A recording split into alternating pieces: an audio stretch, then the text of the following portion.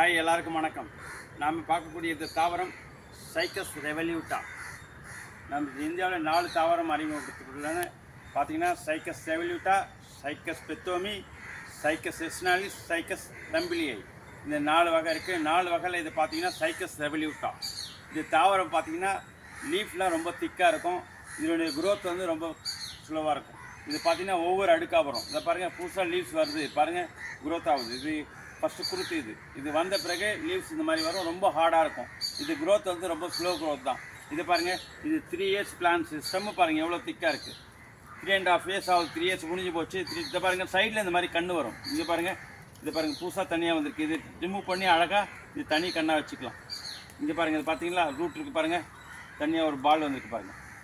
இது சைக்கஸோட இது ஏஜ் ஆக ஆக சைடில் இந்த மாதிரி நிறைய பால்ஸ் வரும்.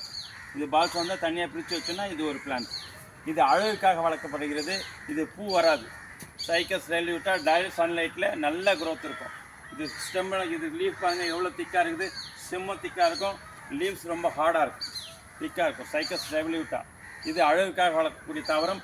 இது பெரனியல் பிளான்ஸ். இது ஸ்டெம்மு நல்லா திக்காக வரும். இது 7 அடி 8 அடி உயரம் கூட வளரக்கூடியது. இது ரொம்ப நாள் ஆச்சுன்னா 10 அடி உயரம் கூட வளரக்கூடியது. அதனால் இது அழகுக்காக வளரக்கூடிய தாவரம். இது பேர் Cycas revoluta, botanical name, science name. நன்றி, வணக்கம்.